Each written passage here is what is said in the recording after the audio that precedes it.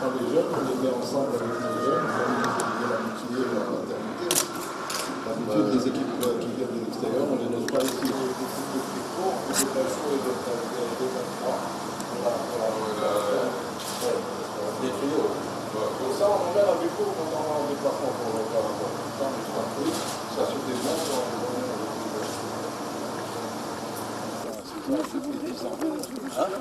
on voit les gens de on a construit une mosquée sur ça, parce que quand l'équipe est là et quand ils vont faire des petites mosquées, mais c'est une petite œuvre d'art. Ouais. C'est juste là les associations qui peuvent aider, moi j'ai décidé. Le président, le fédéral, on a toute une équipe musicale. Je vais passer en vrai pour s'occuper de la fête. On a opéré et donc... C'est pour tester la force musculaire. Ça va bien. On va voir s'il commence à bouger ou non. Allez, vas-y, vas-y. Pousse, fort. On est content. Tu es resté combien de temps ici? Il est mondial. Oh non. On s'est fait un... Je vous souhaite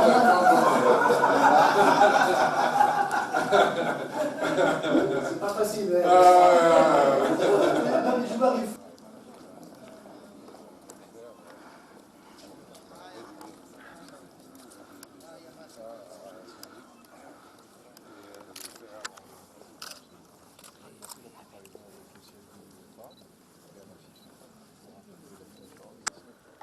Voilà, il a des bonnes idées, absolument. Mais c'est dommage, hein.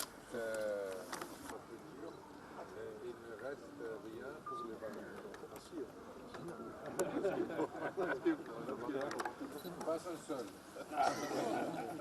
Est-ce qu'on peut vous aider un petit peu là? Alors ici, on a fait donc une prairie, vous voyez, donc c'est un terrain qui est de différentes façons. Complètement 100% réalisé ici.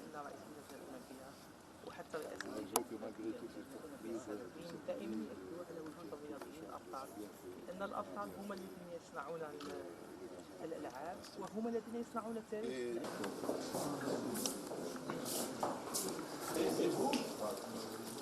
Très content, plus que content. Hein. Félicitations. Hein. C'est vraiment... Oh, il peut être fier de son bébé. Hein. Ça nous aidera à aller encore plus de l'avant. Mais c'est aussi la contribution de tout le monde, de l'État, de la collectivité.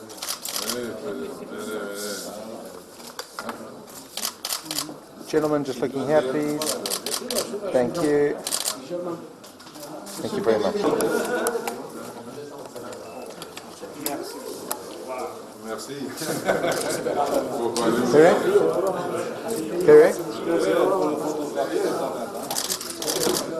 Thank you. Voilà, et ça c'est un plat commémoratif dans cette visite, en 1960. Merci.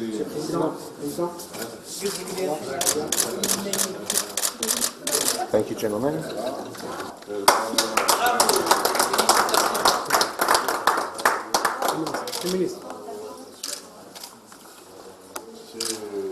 C'est un hommage de toute la famille du président national, aux grands dirigeants que vous êtes.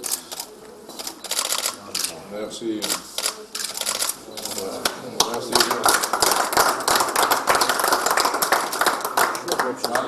Ça c'est un souvenir d'Alger, donc ils sont mariés, donc c'est un souvenir de nos artistes qui sont dans Merci. Monsieur le Président, une photo en souriant, s'il vous plaît. Ça fait 1, 2, 3, encore une. Président. Ça, c'est un souvenir. Félicitations encore une fois. Merci beaucoup. C'est vraiment extraordinaire ce que vous avez accompli. L'olympisme, c'est la combinaison de la culture et du sport. Comme ça, nous sommes tous ensemble. Absolument. Monsieur le Président, merci. C'est moi. Voilà.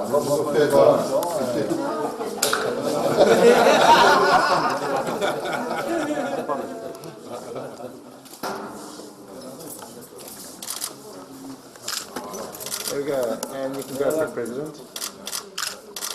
Thank you very much.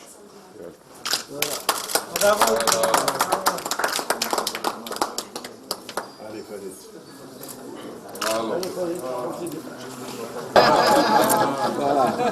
Avec, Non, c'est pour les champions. avec mes remerciements pour l'hospitalité. Merci beaucoup. J'espère qu'on se revoit sur les Avec plaisir. Vous allez au Mexique, Oui. continuez à contribuer pour le football. Il en a besoin. Oui, à bientôt. Et merci pour votre Merci. pour le gâteau. Merci beaucoup. Félicitations. Merci beaucoup.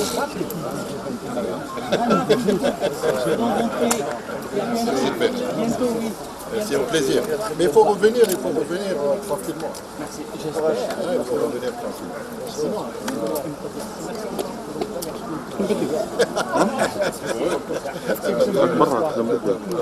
Merci bien pour tout l'appui pour le sport.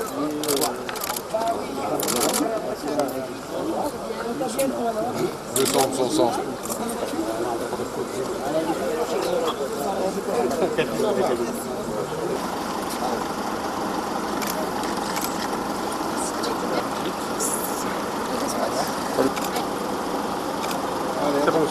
Je peux vous assurer que le comité international olympique a mis ces instruments en place et on est en train maintenant d'implémenter ce style de bonne gouvernance aussi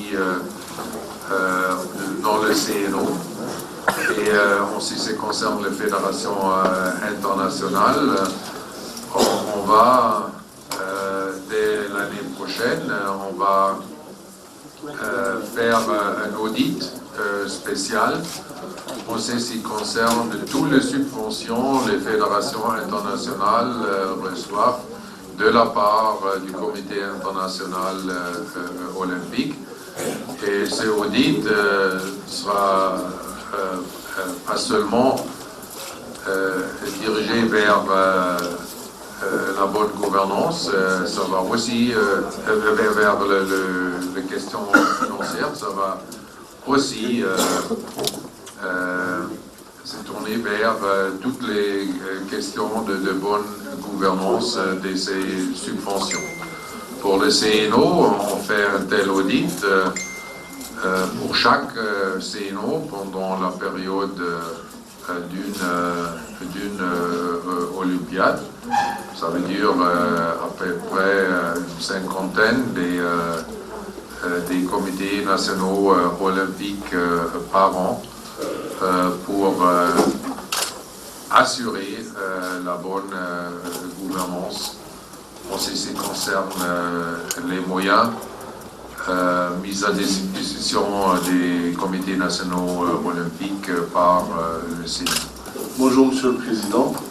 Vous venez d'évoquer les scandales qui ont secoué les grandes fédérations. C'était pas moi qui l'a évoqué, Enfin, c'était votre collègue. Ça reste d'actualité dans tous les cas. Et le CIO, je crois savoir qu'il a pris la décision de mettre en place un organisme indépendant qui travaillera en étroite collaboration avec l'Agence mondiale antidopage.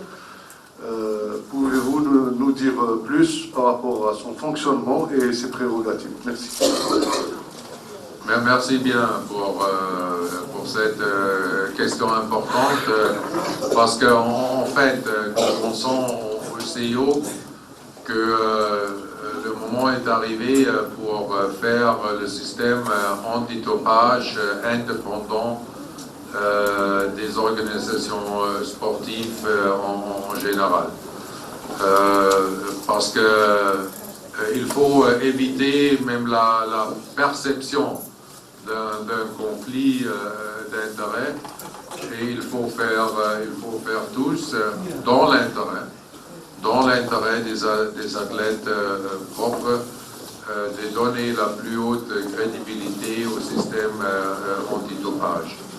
C'est pourquoi le CIO a proposé, nous avons pris la décision de travailler avec la Fédération internationale dans ce sens-là, de créer ensemble et avec le gouvernement mondial une entité sous le patronage ou sous le leadership de l'AMA qui est indépendante et qui fait tous les tests antidopage qui sont maintenant effectués par les fédérations internationales et par le CIO aux Jeux Olympiques.